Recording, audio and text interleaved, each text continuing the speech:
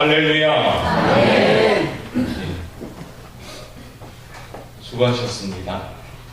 우리 10월 수고했고, 이제 새로운 달 우리 11월을 맞이하는데, 우리 특별히 11월은 감사, 열매, 거기에 우리가 또한 집중하면서 기도해서 우리의 삶이 늘 감사의 조건이 넘쳐났으면 좋겠습니다. 그런 의미에서 오늘부터 감사라는 주제를 가지고 우리가 주일을 통해서 함께 나누면서 우리가 하나님께 올려드리는 가장 정말로 행복한 그런 감사들을 올려드릴 수 있는 그런 미국이 준비되길 바라겠습니다. 그래서 추수감사를 드리는 마음으로 오늘도 우리의 삶이 감사하는 삶이 되기를 바라면서 오늘 옆에 분들하고 한번 다 같이 이렇게 한번 인사했으면 좋겠습니다. 주 안에서 함께 예배드림에 참 기쁘고 감사합니다.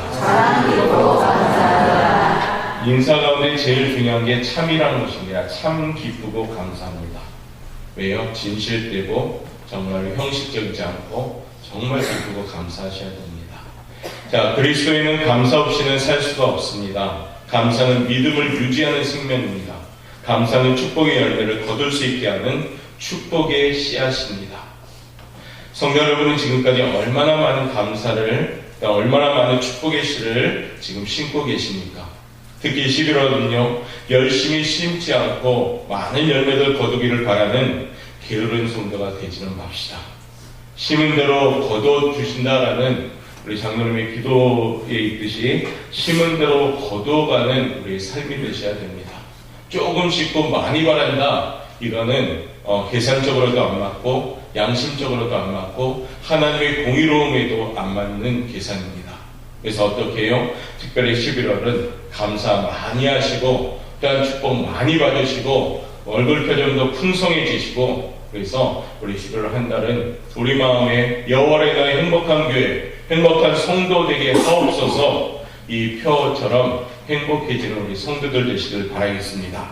특별히 오늘 본문은요, 다윗이라는 인물이 감사하는 내용입니다. 다윗은 하나님의 법궤를 자신이 살고 있는 궁궐로 가져오면서 하나님께 너무나도 기쁘고 감사하는 내용입니다. 하나님의 법궤를 다윗궁으로 모셔오는 데에는 우여곡절이 많았습니다. 첫 번째, 법궤를 옮기려는 계획으로 옮기는 도중에 그만 우사라는 사람이 죽게 됐죠. 우사라는 사람이 실패해서 죽은 것도 아닙니다. 법궤를 옮기다가 동물들을 수레에 끌고 오다가 덜컹하다가 법궤가 떨어질까봐 그걸 손으로 딱 잡았거든요. 그런데 그 사람이 죽었습니다.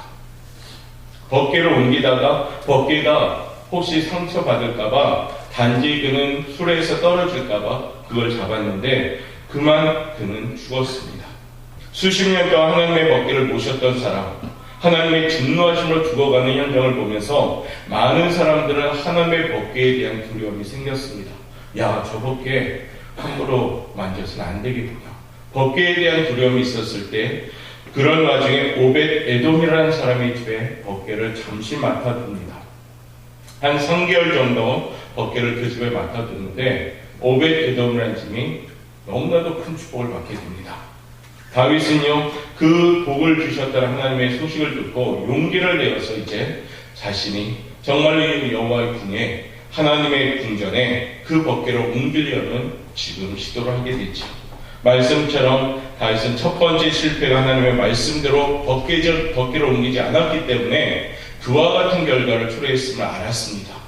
법궤라는 것은 어떻게 옮겨야 됩니까? 동물에게 옮기는 것이 아니라 사람의 어깨에 매서 옮기는 것이 하나님의 법이었습니다. 그런데 이스라엘 백성들은 자신의 편의상 법궤를 좀 쉽게 옮기려다가 그만 우사라는 사람이 죽게 되었죠. 다윗은 그것을 깨달았고 이제 실패하지 않는 그런 법궤를 옮기는 일을 하게 됩니다. 드디어 다윗은요, 법궤를 옮기면서 자신의 궁정에 그 법궤를 갖다 놓게 되면서 오늘 하나님께 감사하는 내용입니다. 성도 여러분, 우리가 인생을 살면서 실패하는 일을 당할 때 하나님과 나 사이에 무슨 잘못이 있는가 한번 돌아봐야 됩니다. 우리 인생이 계획대로 안 풀릴 때 혹시라는 그런 단어와 함께 하나님과 나 사이에 어떤 관계의 면에서 우리의 모습이 있는가 한번 돌아봐야 됩니다. 그 모습이 기도하며 곰곰이 생각해야 될 우리의 모습이죠. 실패의 원인 중에 대부분은 하나님과의 관계에서 비롯됩니다. 다윗은 오늘 두 번째 법궤를 옮길 때 어린아이처럼 우리가 잘 알죠. 덩실덩실 춤을 췄습니다. 다윗은 축복의 근원이 어디에서 나오는지를 이제 분명히 알았습니다. 다윗이 하나님의 법궤를 가까이 두고자 힘썼던 것은 축복의 근원이 여호와 하나님의 말씀에 있다는 것을 깨닫게 됩니다. 신명기 10장 13절 말씀은 우리에게 이렇게 증거합니다.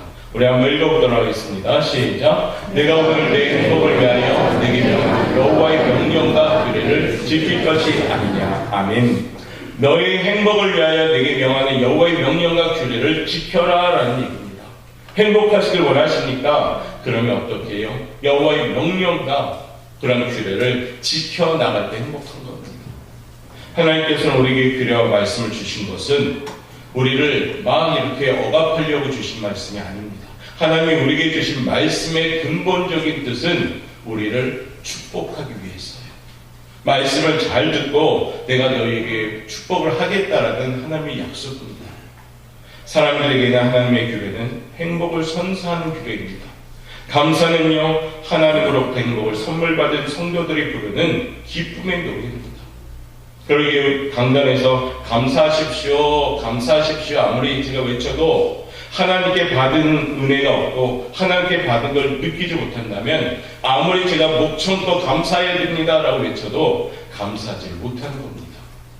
어떻게 해요? 행복을 선물 받은 성도들이 부르는 노래가 감사입니다.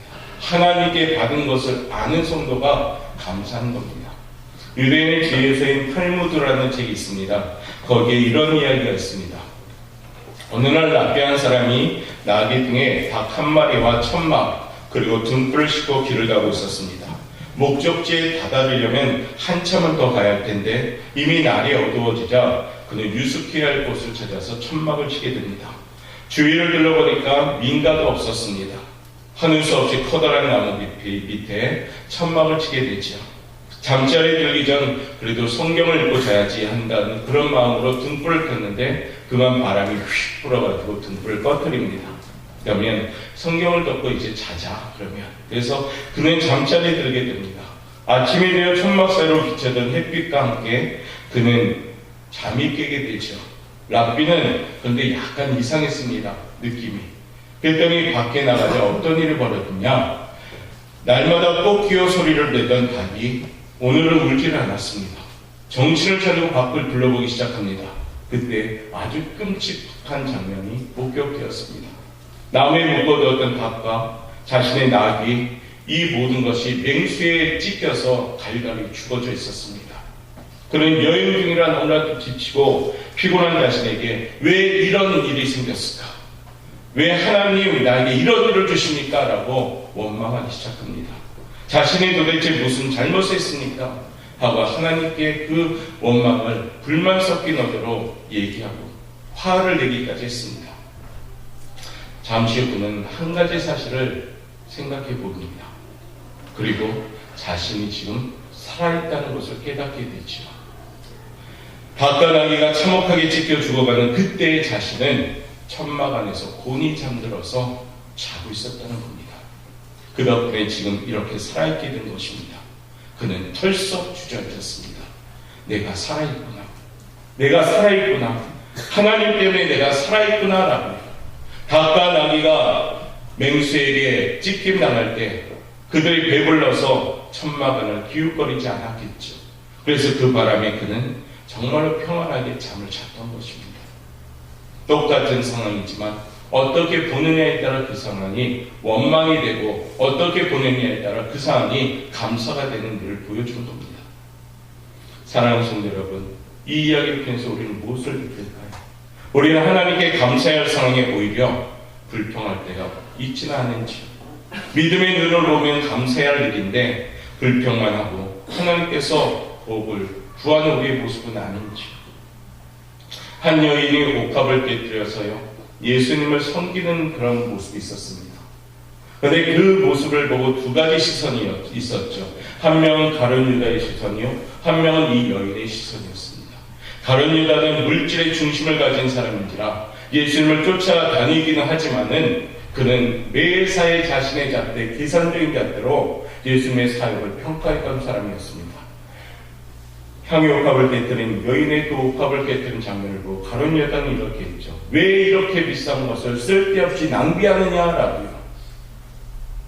그에게는 그 여인의 예배가 안 보였습니다. 그 여인은 예수님의 부활과 고난 또 예수님의 하나님의 아들임을 경외하는 마음으로 우리 예수님을 예배하는 장면이었습니다. 향유 옥합을 깨뜨려서라도 자신의 모든 것을 깨뜨려서라도 주님은 나의 찬양을 받으실 분입니다 라는 그 고백이 있는 현장에서 가룟 유다는 혀를 차면서 왜 저런 비싼 것을 낭비하느냐라고 말했다는 겁니다.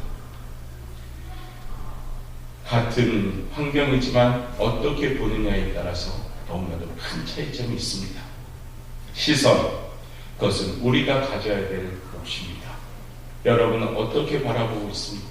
여러분은 매사에 범사에 어떻게 바라보고 계십니까? 교회에서 하는 일, 또 하나님의 일, 어떤 하나님의 봉사, 하나님을 섬기는 일, 그런 것을 어떻게 바라보고 계십니까? 11월은 우리 시선이 우리가 이쪽을 향해야 될 것 같습니다. 히브리서 12장 2절을 통해서 하나님은 우리의 시선을 이렇게 바라보라고 말씀하십니다. 한번 읽어보도록 하겠습니다. 시작. 우리의 시선은 늘 누굴 바라보느냐? 믿음의 주여 온전케 하신 이인 예수를 바라보라. 11월은요 우리의 눈이 그 주님을 바라봐야 된다는 겁니다. 믿음의 눈을 여시길 바랍니다. 그리고 하나님의 뜻을 아는 그 눈을 열어가야 됩니다. 인간은 인격을 가지고 있기에 무조건 감사할 수 없습니다. 억지로 감사할 수도 없습니다. 마지못해 감사할 수도 없습니다. 마음에서 우러나올 때 그게 진짜 감사가 됩니다. 11월은 우리 안에 있는 진짜 감사하는 성도들 되시길 바라겠습니다. 포장하는 감사가 아니라 형식의 감사가 아니라 마음 깊숙이 우러나오는 진짜 다윗처럼 기뻐하는 감사, 이 감사가 우리의 감사가 되실 수 있기를 주님의 이름으로 축복합니다. 자, 그러면 어떻게 이와 같이 감사할 수 있을까요? 그 첫 번째, 우리 제목 한번 읽어보도록 하겠습니다. 시작. 구하는 자가 되어야 합니다. 구하는 자가 되어야 됩니다. 오늘 본문 말씀 10절 말씀 우리에게 이렇게 증가하는데요. 한번 읽어보도록 합니다. 여호와를 구하는 자마다 마음이 즐거워지리라. 여호와를 구하는 자마다 마음이 즐거워진다는 겁니다. 기도하는 성도는 감사가 저절로 나옵니다. 감사의 생활을 못하는 성도들 자세히 살펴보면 기도 생활을 열심히 하지 않습니다. 기도 생활을 하면 불만과 불평이 있던 마음이 어느새 감사로 바뀌는 것도 봅니다. 기도 생활을 하면 감사의 샘이 터져 나옵니다. 왠지 모르게 마음이 즐거워집니다. 경제적으로 어려움이 많고 육체적으로 힘든 일이 많아도 기도하는 사람에게는 즐거움이 있습니다. 이어서 어떻게 입술에서 감사가 터져 나옵니다. 그러나 기도하지 않는다면은 어떻게 해요? 감사보다는 불평, 불만이 더 앞선다는 겁니다. 왜요? 기도하면은 때가 되면 반드시 해결하리라는 그 확고한 믿음이 생기기 때문입니다. 특별 새벽 기도 우리 성도들이 피곤한 육신을 가지고 그걸 쳐서 복종하며 약 50여 명이 지금 모여서 기도합니다. 기도하다 보니까요, 첫날보다 지금 표정이 많이 좋아진 겁니다. 피곤은 하지만 그 피곤함은 없고 기뻐하고 즐거워하는 표정이 되는 것이 왜요? 일주일 동안에도 새벽 예배 하니까, 기도하니까요. 감사 생활하려면요, 기도하는 습관을 길러야 합니다. 오늘 11절 말씀에 우리 하나님 우리에게 말씀하시죠. 한번 읽어보도록 합니다. 시작. 여호와와 그의 능력을 구하는 것, 이것이 기도입니다. 기도하면 내가 할 수 없는 것을 하나님의 능력으로 이루어주실 줄 믿습니다. 할렐루야. 요한복음 15장 7절은 우리에게 이렇게 증가하는데요. 읽어보도록 하겠습니다. 시작. 너희가 내 안에 거하고 내 말이 너희 안에 거하면 무엇이든지 원하는 대로 구하라. 그리하면 이루리라. 아멘. 하나님 안에 내가 거하고 하나님이 내 안에 거하고 하나님 말씀이 내 안에 거하고 그러면 무엇이든지 원하는 대로 구하라. 그러면 하나님의 능력대로 이루어주시는 겁니다.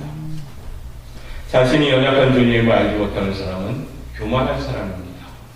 자신의 연약함을 인정하고 하나님의 도우심을 구하는 것이 기도입니다. 하나님은 언제나 겸손한 자의 기도를 들어주시고 응답해 주십니다. 11절 말씀에 이런 말씀이 나오거든요. 한번 읽어보다 합니다. 시작. 항상 그의 얼굴을 찾으시자. 항상 하나님의 얼굴을 찾는 사람에겐 하나님은 어떻게 해요? 응답의 얼굴을 주시는 겁니다. 얼굴을 찾는다는 것은 하나님 앞에 나아가 기도한다는 것입니다. 항상 하나님 앞에 나아가 간구하는 자에게는 감사하는 일들이 생기는 줄 믿습니다. 그러므로 기도하며 감사하게 되는 겁니다.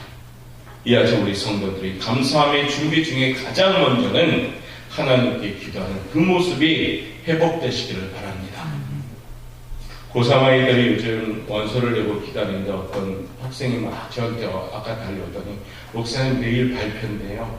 기도해 주세요. 그래서 알았다, 기도해 주겠다. 근데 너가 더 기도해야 된다. 너 무릎을 하나님은 더 원하신다라고 얘기했어요.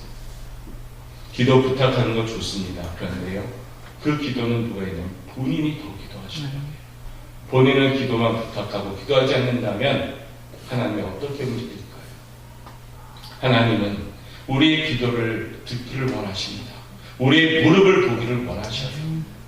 무릎이 회복되면 삶의 운행하심을 하나님이 시작합니다. 무릎으로 기도할 때 그 삶의 현장은 이제 하나님께서 주관하시기 시작합니다. 하나님이 일하시는 삶의 현장이 되므로 모든 일에 하나님의 선하신 계획 가운데 가장 좋은 방향으로 인도함을 받는 우리 성도들 되시길 바라겠습니다. 이 아침에 항상 기도함으로 감사의 문이 열려지는 사랑하는 오포영학교에 우리 성도들 되시길 바랍니다. 기도 외에는 이런 방법이 없는 줄 믿습니다. 기도하셔야 되고요. 기도는 선택사항이 아니라 우리 생명과 같은 호흡입니다. 호흡이 없는 사람은 전부 다 죽고 병듭니다. 그러기에 힘드셔도 이 11월은 더 무릎 꿇고 기도하셔서 나에게 산재한 모든 문제들을 하나님께 기도함으로 그 문제가 감사로 바꾸어지는 놀라운 역사를 체험하는 우리 성도들 되시기를 바라겠습니다. 두 번째는요, 마음에서 우러나오는 감사는 어떤 감사인가요? 우리 한번 읽어보다 합니다. 시작. 기억하는 자가 되는데 은혜를 기억하셔야 됩니다. 인간은 망각의 동물입니다. 잊어버려야 할 것은 기억하고 기억해야 할 것은 잊어버리는 반대의 경향이 있죠. 하나님이 나에게 베풀어 주신 일들을 기억하는 자가 감사할 수가 있습니다. 오늘 본문 말씀 13절 말씀인데요. 한번 읽어보도록 하겠습니다. 시작. 그의 행하신 기사와 그의 이적과 그의 입의 법도를 기억할지어다. 기억하는 자가 감사하는 거예요. 하나님께서 특별한 방법으로 나를 온갖 어려운 감정에서 건져 주신 것을 기억하게 될 때 감사하는 마음을 갖게 되는 겁니다. 유럽에서 두 척의 배가 아메리카를 향해 떠나게 되죠. 하나는 신앙의 자유를